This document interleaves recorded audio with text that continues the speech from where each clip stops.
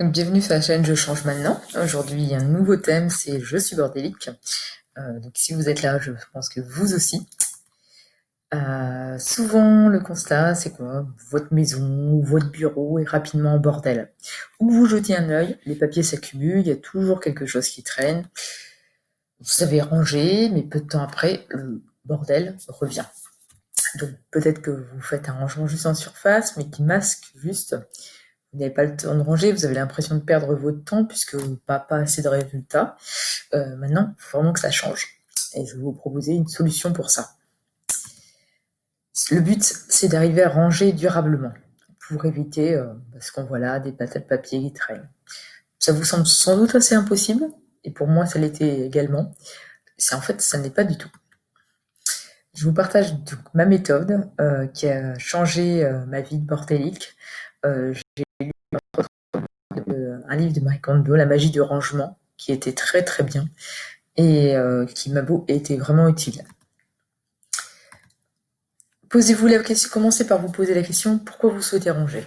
Ça, c'est important de vous la poser pour garder cette motivation en tête.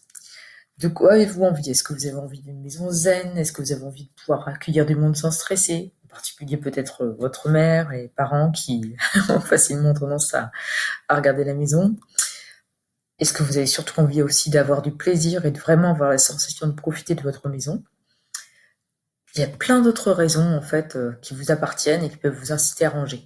L'important c'est de les garder en tête et et ça vous servira de motivation pour les ranger, pour ranger.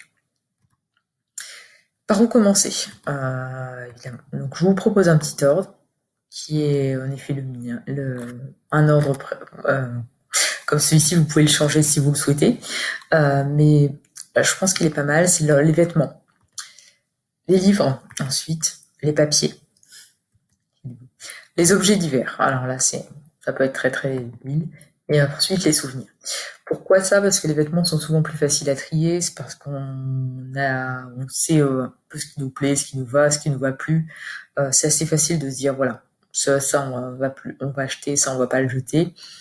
Les livres, bon, ça commence à être un petit peu plus difficile, mais à force on acquiert en fait cette méthode qui fait qu'à la fin, les souvenirs deviennent plus faciles. On pourrait pas commencer par les souvenirs, ça serait pas possible, on n'arriverait pas à trier. Donc je vous propose cet ordre pour que petit à petit vous adaptiez la méthode et qu'elle vous semble plus simple à utiliser pour la fin. Première étape, c'est rassembler. Le rallongement, il faut que ce soit clair. Ça ne sera pas fini en 1 heure, mais plutôt sur plusieurs jours. Et bien cette notion en tête, mais allez jusqu'au bout parce que ça en vaut vraiment la peine. C'est souvent plus facile de commencer par les vêtements, comme je vous disais, et puis l'impact sera aussi plus visible. En particulier, si vous avez des enfants, la méthode que je vais vous proposer va leur plaire, et vous allez voir qu'ils vont très très vite l'adopter et la comprendre. Ça a été le cas avec les miens, et je pense que ça sera aussi le cas, et finalement c'est quelque chose qu'ils apprécient. Les mêmes étapes seront appliquées ensuite pour toutes les autres affaires, jusqu'aux photos, souvenirs, plus compliqués donc à classer. Si vous avez des vêtements donc dans la penderie de l'entrée, dans le dressing de la salle de bain, dans votre armoire de chambre, commencez par les rassembler par famille, ou pour ainsi les regrouper tous les t-shirts ensemble. L'important c'est que vous les ayez tous sous les yeux pour que vous puissiez précisément voir tout ce que vous avez. C'est important, vous verrez que vous en avez sans doute beaucoup plus que vous ne le pensez, et même que vous allez retrouver des choses que vous n'imaginiez pas retrouver. Choses que vous n'avez peut-être jamais portées parce qu'ils étaient rangés, parfois même des vêtements avec des étiquettes. Vous verrez, ça peut être assez surprenant cette étape.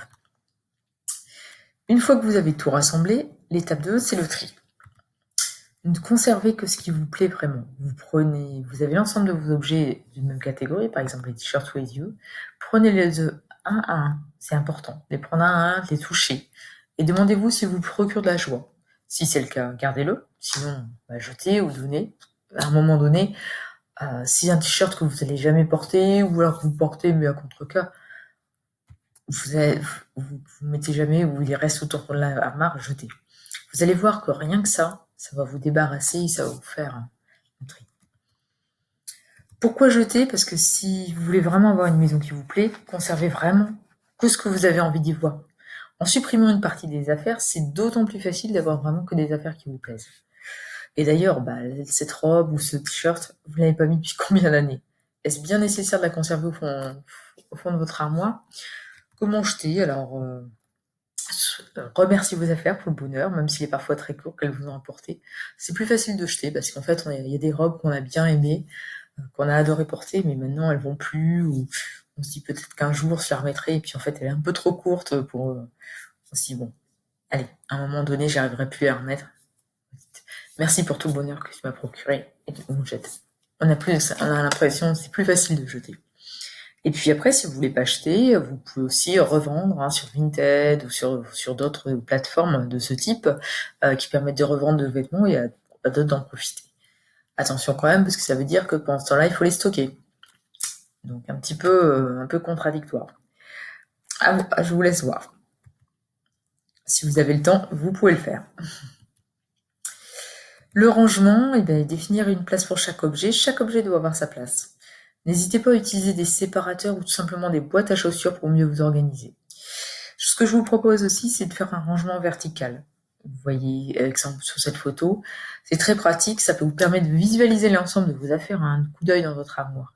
Hop, ça vous permet de ne pas avoir un vêtement qui est tout en bas de la pile, que vous prenez jamais, qui est tout chiffonné à la fin parce qu'il est il est en bas. Là, vous prenez vraiment ce que vous voulez.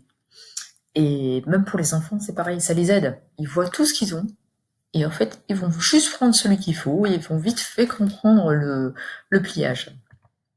Vous que c'est très simple. Alors, le pliage, comment ça se fait? Vous repliez un des côtés vers le milieu, vous repliez l'autre côté vers le milieu, vous prenez créez un rectangle, vous pliez ce rectangle en deux, dans le sens de la longueur, pliez en quatre par exemple, et vous rangez le vêtement à vertical. Petit exemple tout à l'heure. Les autres objets, conservez vraiment les livres que vous avez envie, et pas que vous avez vraiment envie, que vous avez vraiment envie de lire ou de relire. Les papiers, jetez-les selon la durée de conservation des papiers obligatoires. Alors, il y a forcément les fiches de paie que vous allez devoir conserver tout le temps, ça ne pourra rien faire. Mais tout ce qui est remboursement de feuilles maladie, tout ce qui est... Vous avez plein de papiers qui peuvent être supprimés et qui de toute façon ne vous serviront plus. Les garanties des télés que vous n'avez plus ou qui ne sont plus garanties, à un moment supprimées. Vous avez pas mal de choses que vous pouvez supprimer. Et ça fait du ménage. Les objets divers, vous pouvez retrouver des vis, des boutons qui traînent depuis quelques années dans un coin de votre maison. Vos pièces, les pièces de monnaie par exemple, c'est qu'à un seul endroit, dans votre porte-monnaie, c'est le seul endroit où elles doivent être. Tout ce qui est bibelot, etc., faites le tri. Il y a plein de choses qui vous plaisent pas. Les souvenirs, et là aussi, le tri s'impose. Gardez vraiment que ceux qui vous apportent de la joie et ceux qui vous sont chers. Ça ne sert à rien de garder plein de souvenirs qui ne vous serviront pas. Ou qui sont peut-être un paysage qui vous apporte pas forcément de bonheur. Vous l'aviez apprécié au moment où vous l'avez vu. Finalement, est-ce vraiment utile de garder une photo d'un ciel? Vous n'avez même plus de souvenir d'où ça se passe. À vous de voir. Et maintenant, à vous de jouer. Prenez un peu du temps pour ce tri. Prévoyez-vous du temps. Regroupez vos affaires, triez et rangez. Le rangement, ça peut prendre plusieurs jours, c'est normal. Et surtout, en fait, l'important, c'est que ça dure longtemps par la suite. Une fois qu'on a supprimé déjà une grosse partie des affaires, déjà c'est beaucoup plus simple de ranger. Vous allez voir que finalement, vous allez retrouver beaucoup plus de place de rangement que vous en aviez au départ. Donc, à vous de jouer. Et à bientôt.